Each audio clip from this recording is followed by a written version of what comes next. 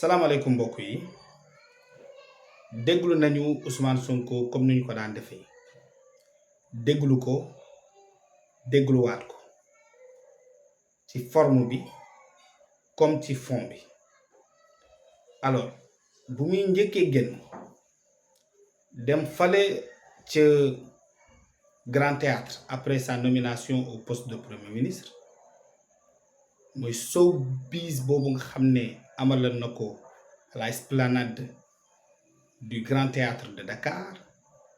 On avait fait une sortie pour dire que la République du Sénégal, cette grande nation, cette grande République du Sénégal, n'a malheureusement pas encore le Premier ministre qu'elle mérite.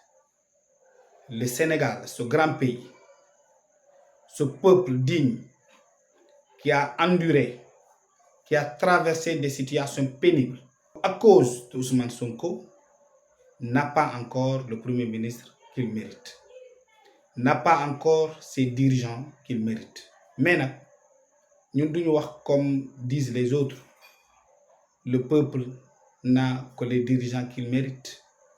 Nous, on ne le dit pas. On dit que nous n'avons pas encore la chance d'avoir réellement les dirigeants que nous méritons. Parce que ce n'est pas ce Premier ministre que la République du Sénégal mérite.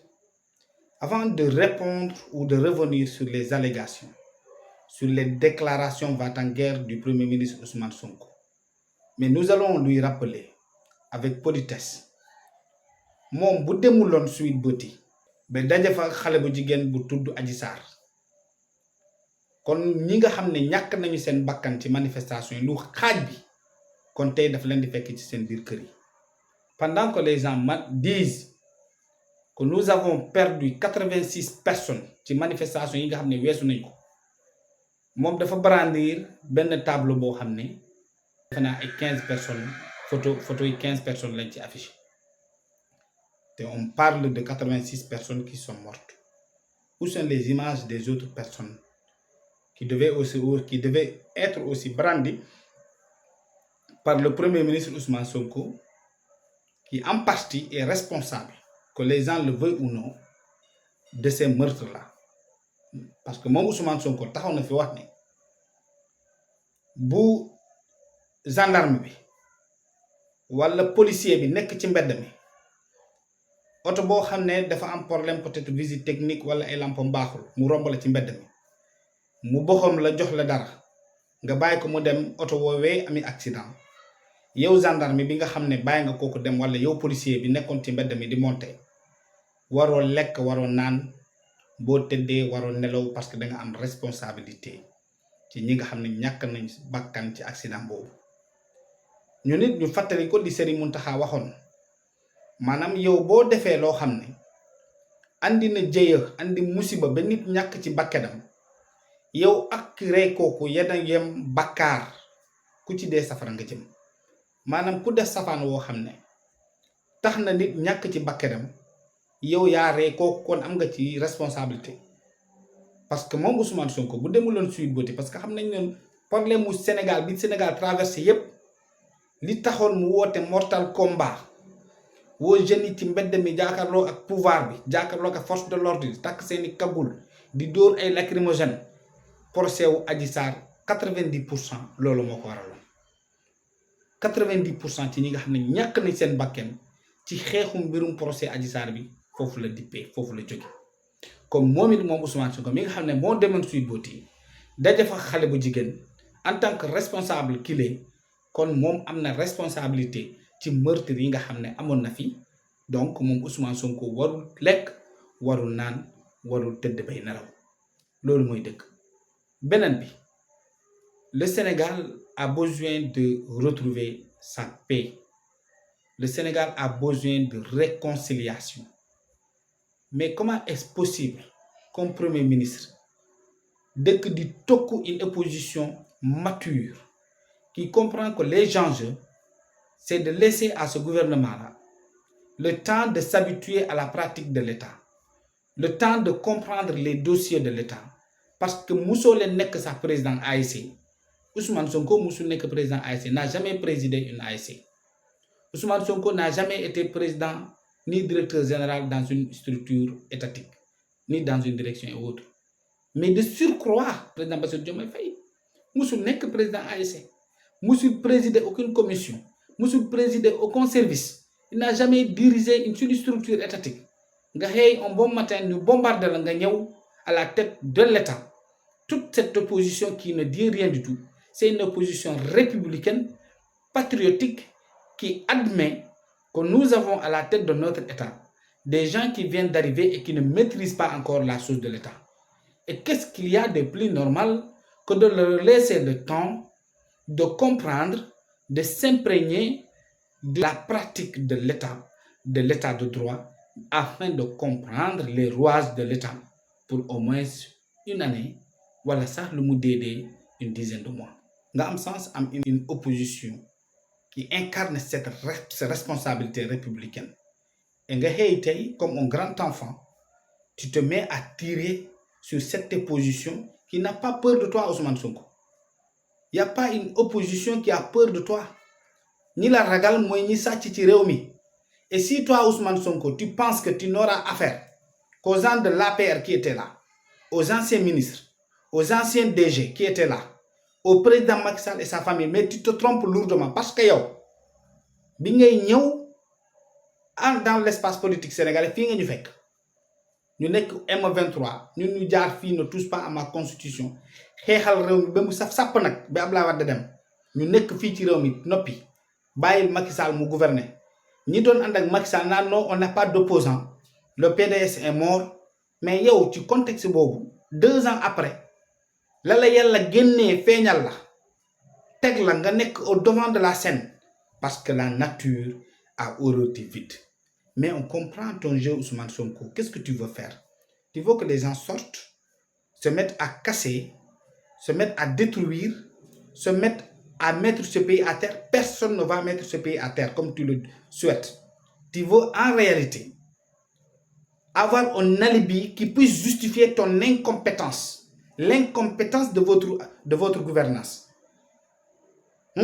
Vous voulez maquiller, masquer le populisme qui encadre et accompagne votre politique. Ngeen bëgg nit ñi wàcce ci mbedd mi di sànni xeer gars yi mën nañu wàcc ci mbedd mi sànni xeer def li ngeen daa def mais duñ ko def. On va vous laisser. Nous allons passer par les moyens que nous avons qui ne sont pas gâtés parce que defaroo leen fi dara nag amoo leen dara li ngeen fi def lu ñu fi yàq lu ne Macky Sall moo ko defar dañ leen di bàyyi ba ngeen nekk à l'action et s'il le faut on fera ce que tu veux mais ce n'est pas le moment.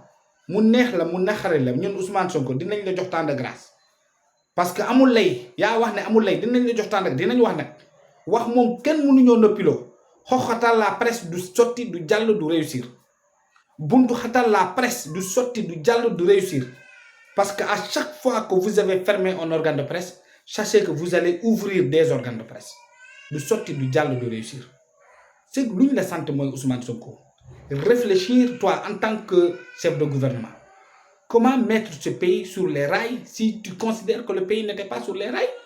Mais toi qui dis que tu as hérité d'un pays en ruine, la logique voudrait que tu te mettes au travail, pas que tu te mettes au bavardage. Mais Ousmane Sonko, comme l'avait dit Mahmoud Ibra Kane au président Abdoulaye Wade, penses-tu que tu ne devrais pas travailler plus que tu ne parles? Est-ce que Ousmane Sonko, tu ne devrais pas travailler plus que tu ne bavardes? Mais tu bavardes trop. En tant que PM, en tant que Premier ministre, tu bavardes trop. Cette opposition que tu agresses, que tu attaques, loolu te waru la parce que tu n'es pas opposant. Tu es au pouvoir, tu as l'État entre tes mains, tu as les manettes. Conduis ce pays, réfléchis à mettre sur place une politique de gouvernance claire. Et tu la partages. Mais ces effets d'annonce, oui, Abdoulaye Wade bu mu fi ñëwee 4 ans la toog defar beneen programme de gouvernance oui Macky Sall ba mu ñëwee 2 ans la toog defar PSE et pour mu defar PSE boobu sax d'ailleurs il a payé 3 milliards. Mais c'est de l'ambition.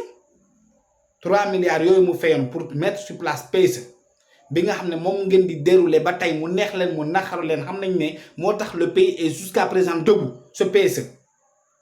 moom ngeen di dérouler moo tax ba tey réew mi di dox ngeen di mën a fay salaire di mën a fay les employés di mën a fay courant bi nga xam ne commencé na comment entretenir les pistes rurales les routes li tax réew mi taxaw PSE boobu la jar na ko léegi yow nga taxaw naan woy ñun en quelques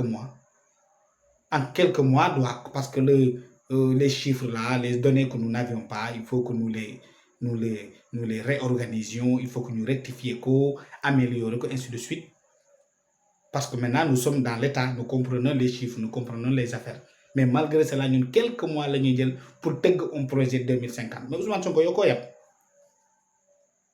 le pays comme le Sénégal une vision sur 50 ans sur 20 ans 25 ans maintenant parce qu'on est en 2024 fii ak 2050 une vision sur 25 ans et toi tu penses que c'est quelque chose qu'on peut travailler en quelques mois. Vous n'aviez pas de solution de gouvernance, vous êtes arrivés les mots vides et nous le savons. Vous êtes arrivés sans aucune vision parce que le livre du PSE que tu as présenté les gens, on sait que c'était un brouillon qui a été publié précipitamment. Il fallait avoir un carton vide ici pour présenter ça aux Sénégalais. Maintenant, devant l'évidence et la réalité de l'État, il faut coucher quelque chose sur des feuilles qui va permettre de guider votre politique, Et c'est bien de le faire. Mais il faut, Ousmane Sonko, arrêter ce bavardage. Il faut arrêter ce bavardage. Fi do fi nap kenn bo amé ko japp ko. Et je vous assure que personne ne sera liquidé ici parce que vous avez besoin de justifier votre incompétence. Ce qu'il vous faut aujourd'hui, moi liguey len. Mais lolu lañ la sante. Yow bo nekké premier ci ligueyal, tu n'es même pas capable de comprendre que ton pays est dans une zone sensible. Que ton pays n'a pas besoin de querelle interne.